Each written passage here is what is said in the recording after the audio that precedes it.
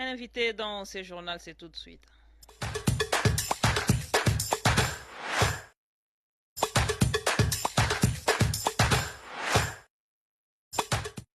Il s'agit de l'orateur Mathieu Louboya. Il est président du parti politique Conscience Nationale, dit CONA. Bonsoir, monsieur Mathieu, et bienvenue.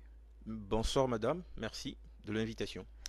Déjà, pour commencer, votre parti politique Conscience Nationale est membre de l'Union Sacrée, mais en gros, c'est quoi au fait l'idéologie du CONA?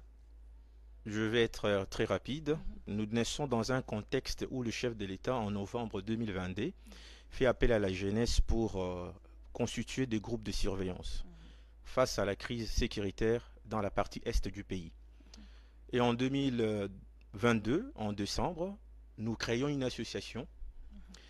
Mais par la suite, nous nous transformons en fin 2000, en début de l'année 2023 en parti politique parce que nous estimons que c'est en faisant évidemment la politique de manière active que nous pouvons contribuer de manière efficace au développement du pays et à cette surveillance.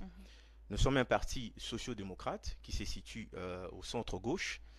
Vous savez que les débats sur les pôles centre-gauche et droite ne sont pas des débats en République démocratique du Congo. Pour la plupart des cas, les gens adhèrent à des partis politiques sur base des influences ethniques. Et nous voulons apporter du renouveau avec ces débats où lorsqu'on vient en politique, on sait que je viens à la droite, je viens à la gauche, c'est parce que la gauche porte cette idéologie et cette façon de pouvoir apporter le développement dans les différents secteurs de la vie nationale. Et pour dire que nous sommes de centre-gauche, c'est que nous, nous prenons à ce que l'État joue un rôle prépondérant à travers des services publics pour essayer de réduire les inégalités par le biais de la redistribution de richesses, mais au centre justement parce que nous voulons aussi que l'État mette en place des politiques qui permettent aux privés de pouvoir, à partir de la méritocratie et de leur manière de donner le meilleur d'eux-mêmes, à ce que le pays aille de l'avant. Mais déjà, les gouvernements étant investis, vous ne faites pas partie de cette équipe gouvernementale. Quelle est votre lecture en premier de cette équipe gouvernementale qui vient d'être investie, mais également de savoir quel rôle vous jouez étant en dehors de ces gouvernements?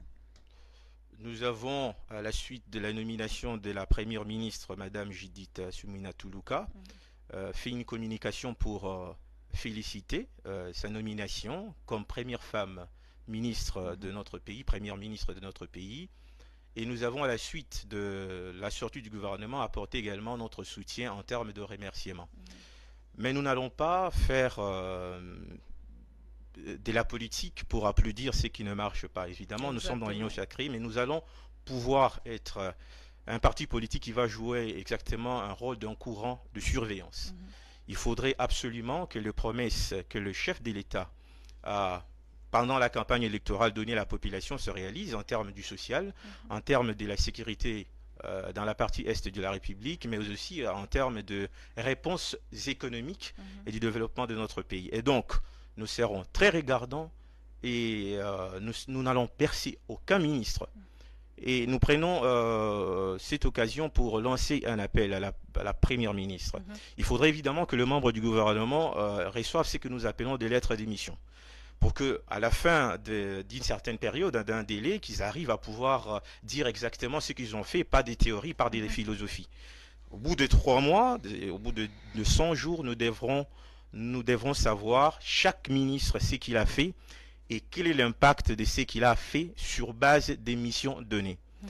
Et sur ces, nous en appelons à ce que nous appelons au spectre de sanctions. Nous sollicitons même qu'il y ait des lettres de démission qui soient signées en avance sans qu'il y ait des dates. Au terme de cette audit, de chaque mission donnée, si le ministre s'avère être pas performant au regard des missions confiées, on ajoute la date justement à cette lettre et il quitte le gouvernement. Et il n'y aura pas un temps précis par rapport à ça. C'est quand l'on se rend compte qu'un ministre n'arrive pas à faire bien son travail, automatiquement on va mettre la date et puis il va quitter le... Une émission s'évalue. Il faudrait que le ministre dise pourquoi il n'est pas arrivé à remplir les missions qui lui ont été Parce confiées. que... Est-ce que c'est en termes de moyens ou en termes de son de l'absence de l'efficacité et de l'efficience dans les actions qui sont menées dans son secteur. Mais puisque déjà le président de la République aussi l'a dit, après 3 mois, il y aura évaluation à chaque 3 mois pour voir l'évolution de cette équipe.